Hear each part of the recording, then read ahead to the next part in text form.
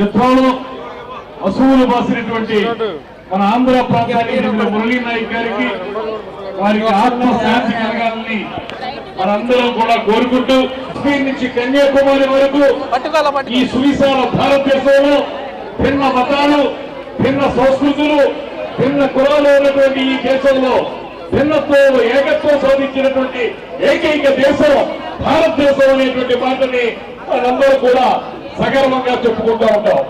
అటువంటి సందర్భంలో ఎంత శాంతి కాముక దేశమైనప్పటికీ కూడా మనంతట మనం ఎవరి మీదకి యుద్ధాన్ని ప్రకటించినప్పటికీ కూడా తీవ్రవాదులు మన మీద దండెత్తితే, తీవ్రవాదులు మన మీదకి వస్తే వారికి ఎలాంటి ప్రతీకారం చూపించాలో అద్భుతంగా ఆపరేషన్ సింధూర్ ద్వారా చూపించినటువంటి మన ప్రధానమంత్రి శ్రీ నరేంద్ర మోడీ గారికి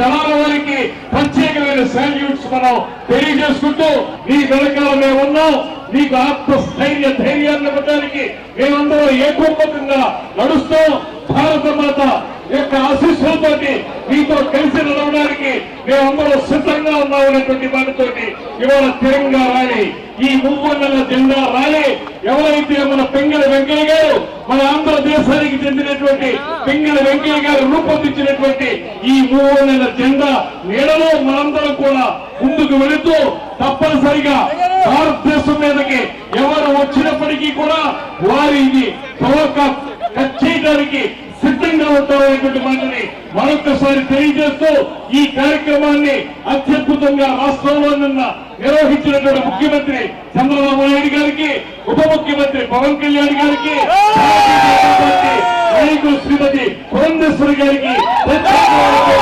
ధన్యవాదాలు తెలియజేస్తూ, ఏదైతే మనం తొలి నుంచి కూడా స్వాతంత్ర సమరంలో అనేక త్యాగాలు చేసినటువంటి ఈ రాజమహేంద్రవరం గద్దెదించి మనందరం కూడా ఒక్కటే పిలిపిస్తున్నాం.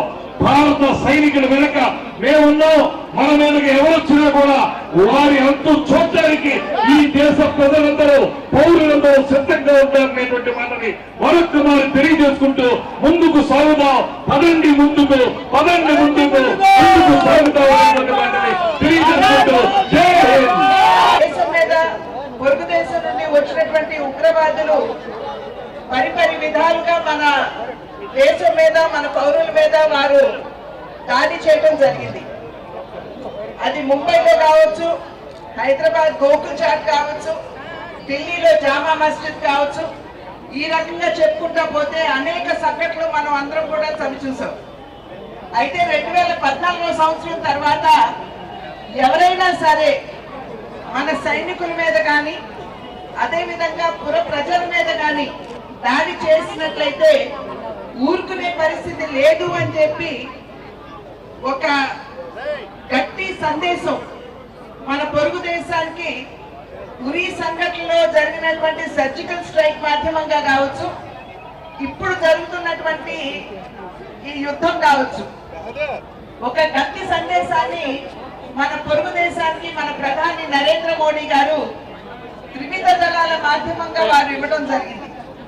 తప్పింపు చర్యగా ఏప్రిల్ 22వ తారీఖున పెహల్గామ్ లో 26 అమాయకులైనటువంటి పౌరుల్ని భార్యల కళ్ళ ముందే, బిడ్డల కళ్ళ ముందే హతమార్చినటువంటి విషయం మనందరికీ తెలుసు.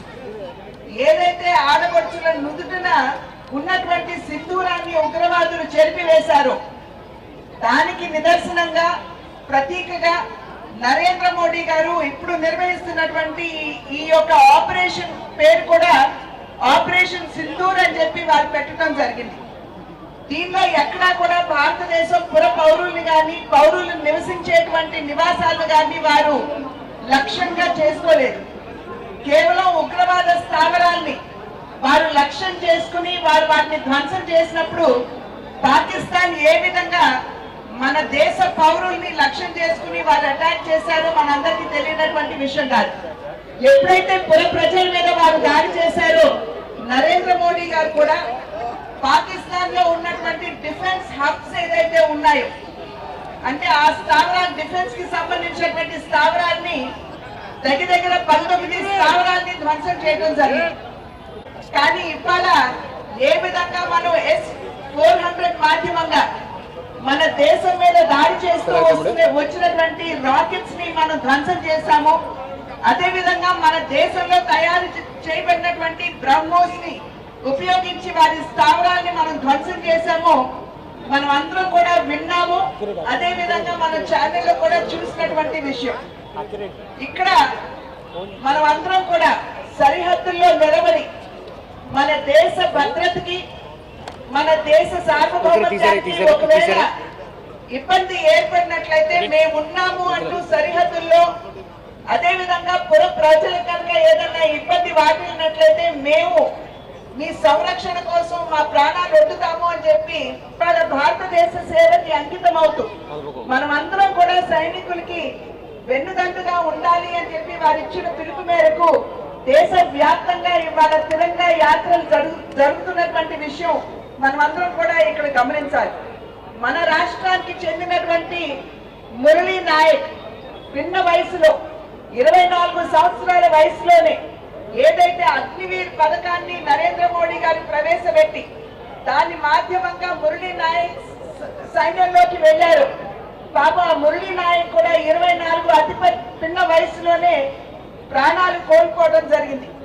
ఇవాళ ఎంతో మంది మురళీ నాయకులు మనకు తెలియకుండా అక్కడ సరిహద్దుల్లో దేశం కోసం, ప్రజల కోసం పోరాడుతున్నటువంటి సందర్భంలో ఖచ్చితంగా మనం వారందరికీ సంఘీభావాన్ని తెలుపుతూ వర్షం వచ్చినా సరే వర్షంలో నడుస్తూ మనం సంఘీభావం తెలియజేయాలని చెప్పి సోదరి మనందరినీ కూడా పేరు పేరున అభ్యర్థిస్తూ జై హింద్.